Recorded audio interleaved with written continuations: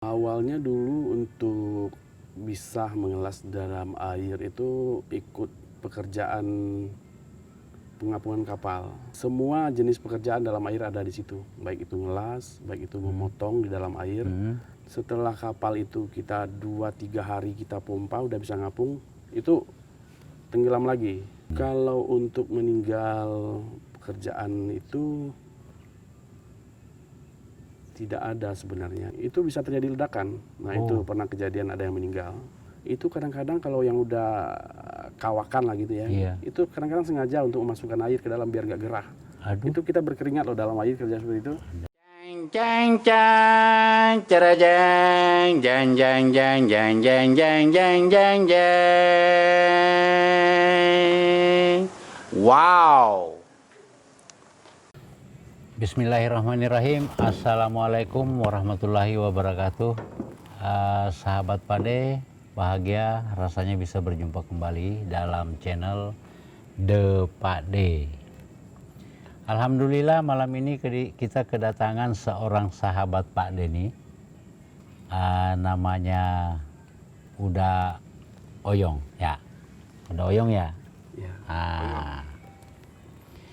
Sahabat Depade, sebelum kita lanjut jangan lupa like, share, and subscribe, karena insya Allah subscribe Anda sangat membantu dan kita akan bersedekah bersama, karena insya Allah sebagian daripada pembagian pendapatan channel kami ini kami akan sedekahkan ke anak yatim piatu, panti jompo, dan semoga dapat lebih membantu saudara-saudara kita yang kurang mampu, insya Allah, amin. Uda Oyong, terima kasih udah mau datang. Dengar-dengar nih, Uda Oyong nih profesinya las bawah laut atau bawah air ya? Kuli bawah air kali ya. Kerja kuli lah, kuli bawah air. Nih dah, awalnya untuk memilih profesi ini, yang membuat Uda memilih profesi ini apa nih dah? Sebenarnya kalau untuk memilih nggak ada kayak memilih ya, hanya udah garisannya sampai di situ gitu aja. Tidak ada cita-cita untuk bekerja di laut. Kita berasal dari daerah pegunungan. Jadi kalau di Sumatera Barat itu di Batu Sangkar itu 100 km dari bibir pantai kita di Kota Padang. Batu Sangkar itu 100 km, kita bukan orang laut. Jadi emang udah takdirnya sampai kerja di situ gitu aja. Awalnya dulu ikut sama teman untuk bantu-bantu kerja di atas. Jadi inilah helper lah gitu ya. Jadi akhirnya pengen juga mencoba untuk bisa bekerja di bawah air. Gitu. Masa dia bisa gua enggak kan gitu ya. Seperti itu. Nah sebelum ini Uda ini otodidak apa kursus dalam bidang pengelasan bawah air ini dah? Awalnya dulu untuk bisa mengelas dalam air itu ikut pekerjaan pengapungan kapal di jalur pelayaran. Jadi itu kapal harus diangkat segera di situ, tidak boleh ada di situ karena itu jalur pelayaran. Terus? Jadi untuk kerja di salvage itu semua jenis pekerjaan dalam air ada di situ, baik itu ngelas, baik itu memotong di dalam air. Masang airbag apa segala macam itu ada di situ pekerjaannya. Jadi itu betul-betul pekerjaan yang sangat banyak ilmu di situ. Disitulah udah pertama kali kenal sama dunia air dan pengelasan dalam air ini nih ya. Nah istilahnya nih selama udah bekerja di pengelasan bawah laut ini, kejadian-kejadian apa aja nih dah yang pernah udah alami? Mungkin sahabat pada pengen tahu. Kalau untuk kejadian, yaitu yang kapal yang pertama kita kerjakan itu sudah kita semua yang harus ditambal kita las sudah semua dilas, sudah rapi semuanya, tinggal pasangin cover dam itu dipalka apa semua itu supaya kita bisa sedot air di tangki di dalam palka itu keluar sehingga kapal itu bisa ngepung. Setelah kapal itu kita 2-3 hari kita pompa udah bisa ngapung, itu tenggelam lagi. Terus? Tenggelam lagi. Ya itulah tantangan untuk bekerja itu, mesti sabar semua itu. Jadi begitulah mulanya pekerjaan itu memang apa ya, Gampang-gampang susah ya. gampang-gampang susah seperti Oh itu. iya, dah lupa sebelum ini kan mengelas ini kan di darat juga ada. Iya. Nah ini kan untuk di laut. Alatnya itu sama yang di darat itu, apakah sama? Apa ada alat las khusus buat dibawa laut gitu, Dan? Kalau untuk las di dalam air, mesin lasnya sama dengan di atas. Kalau kita biasanya pakai Miller, itu mesin Miller, itu juga dipakai untuk las di darat. Hanya kalau kita untuk ngelas, yang dijadikan ground itu yang positif, yang untuk ke stang itu yang negatif, terbalik sama yang di dibalik. atas. Kalau di atas kan groundnya yang negatif, yang untuk di stang las yang positif gitu. Gitu. Terus untuk welding rodnya itu sendiri juga berbeda. Itu Apanya tiang yang bersihnya ya, buat sticknya itu dibalut dengan lilin. buat Supaya nanti waktu kita bawa itu welding rod itu ke dalam air itu tidak basah bagian yang untuk dibakar itu. oh tapi emang ada dijual khusus ya gitu ya. Dijual khusus ada itu untuk mengelas dalam air. Jadi groundnya kita pasang yang positif, jadi yang negatif yang untuk di stang las. Nah itu yang kabel yang kita pakai untuk ngelas itu, di saat kita mau ganti welding rodnya itu harus di off dulu, di atas ada switchnya. Jadi itu diputus. Ada khusus yang jaga Ada di atas. karena kan kita bekerja itu ada komunikasi dengan yang di atas. Mana cara komunikasinya ini? Dan? Jadi Pakai handphone atau apa gitu kan? Iya kan? Di jadi, bawah laut gimana nih kan ya? kita bekerja itu pakai head khusus untuk penyelaman. Jadi kita di dalam hose yang kita ini itu sudah ada di situ untuk suplai udara yang kita konsumsi selama di dalam air. Di situ ada kabel untuk lampu, di situ ada kabel untuk komunikasi, ada kabel untuk CCTV, semua ada di situ. Jadi kita bisa berbicara dengan kita bilang itu top side, orang yang bagian atas itu apa yang kita pinta di atas di dalam air, kita tinggal bicara gitu. Ada nggak yang pernah kejadian yang jaga di atas itu tidur? Tidur kayaknya nggak ada. Atau dia ninggalin ke kamar mandi kan? Itu pekerjaan itu kalaupun harus ditinggal sama yang berwenang untuk di bidangnya top side itu harus diganti, nggak boleh ditinggal, harus ada yang ganti. Gitu. Oh gitu. Itu bagian dari regulasinya memang harus seperti itu, tidak boleh ditinggal. Pokoknya lu mau ke kamar mandi, sini dulu satu jaga nih. Ya. Oh gitu itu. ya. Jadi itu ada yang untuk komunikasi, memantau CCTV, untuk mengarahkan bagaimana pekerjaan. Nanti di luar itu pas di ini ada lagi yang tender untuk memegang itu umbilical kita itu, umbilical namanya, yang host tadi untuk semua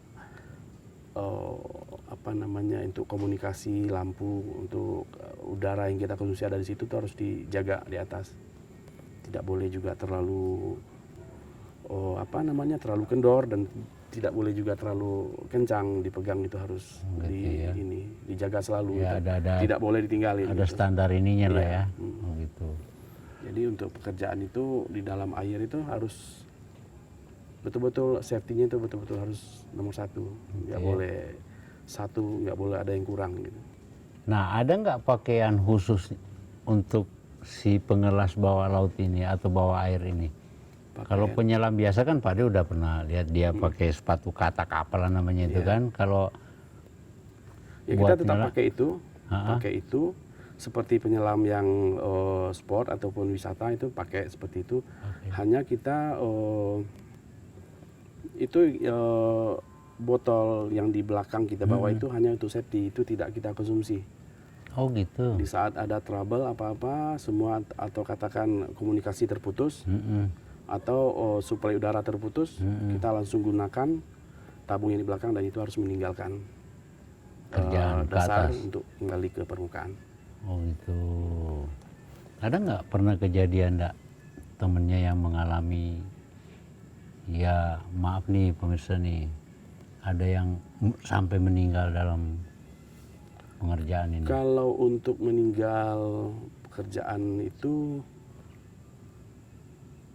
tidak ada sebenarnya, tapi karena kecerobohan atau apa namanya Kelalaian. langkah-langkah yang harus dilakukan sebelum melakukan pengelasan atau pemotongan, itu harus ada beberapa tahap.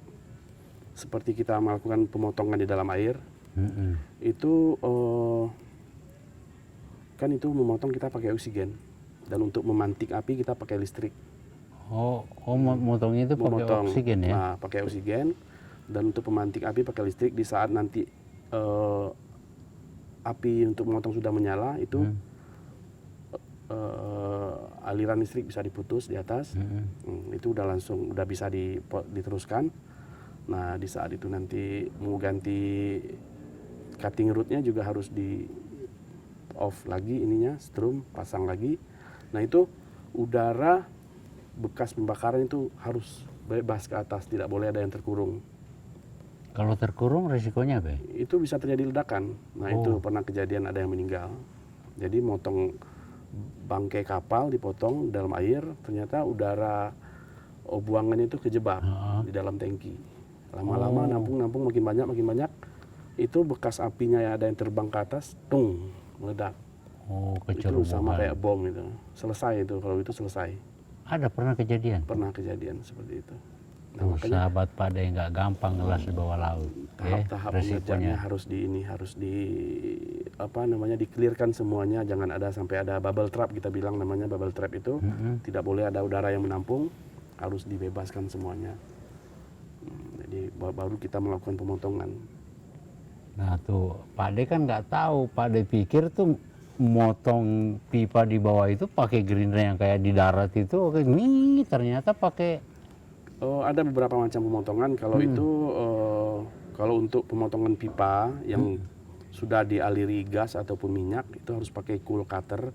Cool cutter itu tidak boleh ada percikan apinya, itu kayak ada alatnya seperti gerinda tadi itu, tapi ada alatnya, modifikasinya ada sudah. Jadi itu tidak ada api, potong dengan hidrolik. Nah namanya kan potongan kan pasti ada gesekan, pasti ada apinya loh, enggak? Kalau untuk dalam air, kalau untuk tidak menggunakan oksigen dengan listrik, itu tidak akan ada percikan api karena udah gitu. ada di dalam air kan.